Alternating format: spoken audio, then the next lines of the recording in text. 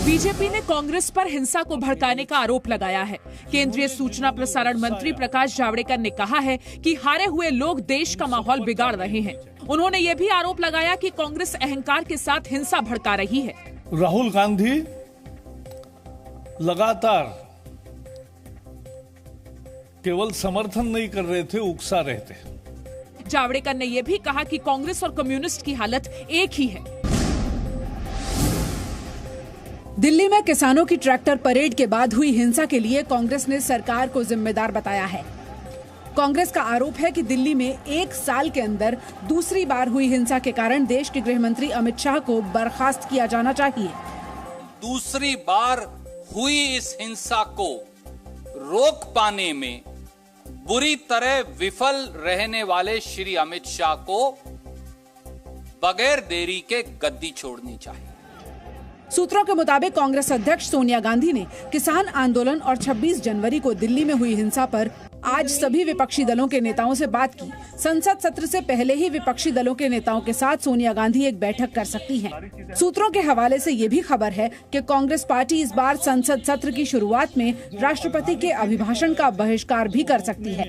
राहुल गांधी ने महात्मा गांधी का एक विचार ट्वीट किया और एक बार फिर किसान कानून वापस लेने की बात कही।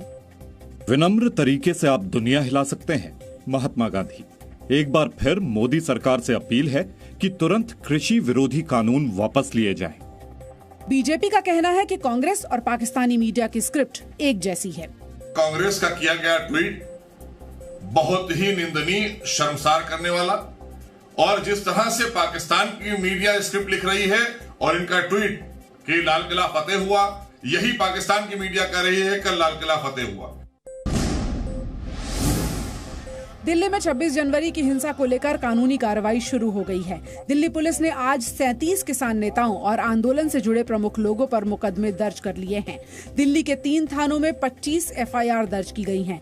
इनमें राकेश टिकैत, डॉक्टर दर्शन पाल, गुरनाम सिंह चढ़ूनी, बलबीर राजेवाल, जोगिंदर उग्राहा के अलावा योगेंद्र यादव और मेधा पाटकर के भी नाम शामिल हैं, जो किसान आंदोलन के साथ थे। दिल्ली पुलिस कमिश्नर ने कहा कि हिंसा के लिए सभी किसान नेता जिम्मेदार हैं। इन सब जो वायलेंस हुई है, इनमें सभी किसान लीडर्स भी शामिल रहे हैं। राकेश टिकैत के साथ जो किसान थे और भी उनके साथ और भी संगठनों के किसान, वे भी इसी प्रकार से वायलेंस में इंडल्ज किया। दिल्ली पुलिस ने इस कार्रवाई में किसान नेताओं के भड़काऊ बयानों को आधार बनाया है। पुलिस कमिश्नर ने प्रेस कॉन्फ्रेंस में किसान नेताओं के कई वीडियो सामने रखे। कि अभी तक कुल 19 अक्यूज का अरेस्ट हुआ है और 50 इसमें अभी डिटेन किए गए हैं और उनके और पूछताछ की जा रही है। दिल्ली हिंसा में अब तक 19 लोगों को गिरफ्तार किया जा चुका है और 50 लोग हिरासत में लिए गए हैं। दिल्ली पुलिस कमिश्नर ने आज कहा कि हिंसा सुनियोजित थी। इसका अंदाजा किसान नेताओं के 25 जनवरी को दिए गए भड़काऊ बयानों से ही हो गया था। उनके नेता सतनाम सिंह पन्नू, उन्होंने काफी भड़काऊ भाषण दिया, जिसके बाद वहां जो उनके साथ फार्मर्स थे, उन्होंने बैरिकेड तोड़ने पे आमादा हो गए। पुलिस कमिश्नर ने पहले बल प्रयोग करने के आरोपों को खारिज किया और कहा कि इतनी हिंसा के बावजूद पुलिस की गोली से एक भी मौत न होना संयम का सबूत है। किसान नेताओं ने ही धोखा दिया। किसान लीडर्स जिन्होंने हमारी एग्रीमेंट को न मान करके विश्वासघात किया है, और जो भी कानूनी कार्रवाई बनता है उनके खिलाफ किया जाएगा। दिल्ली में कल की हिंसा के बाद किसान आंदोलन बिखरने लगा है। 37 नेताओं पर मुकदमे के बाद 2 किसान संगठनों ने आज आंदोलन खत्म कर दिया। किसानों ने चिल्ला बॉर्डर से टेंट हटा लिया और रास्ता खाली कर दिया। जो लाल किले पर दूसरा झंडा फहराया गया है, उससे हम आहत हैं। ऐसे लोगों के साथ हम कतई एक मिनट नहीं रह सकती, और जिन लोगों ने पुलिस पे हमला बोला है उनसे हम दुखी हैं। जिन लोगों ने उद्दंडता की है उनसे हम दुखी हैं। दोनों किसान संगठनों ने कल की हिंसा के लिए राकेश टिकैत को जिम्मेदार बताया और कार्रवाई की मांग की। रात में बात हुई, मैं खुद गया राकेश टिकैत के जो उसने ऑफिस हमने बनाया था, सब साथ चलेंगे? हाँ, सब साथ चलेंगे। 11 बजे चलेंगे, टाइम सेट हो गया। हम 10 बजे यहाँ पहुंचे, मालूम चला उससे पहले बैरियर तोड़ के निकल गए साहब। दिल्ली पुलिस की एफआईआर का असर गाजीपुर बॉर्डर पर भी दिखा। नेशनल हाईवे 24 पर 2 महीने से बैठे किसानों ने आज टेंट हटा लिए और ट्रैक्टरों से लौट गए। हालांकि गाजीपुर बॉर्डर पर कुछ किसानों ने कहा कि वो अपना धरना आगे भी जारी रखेंगे।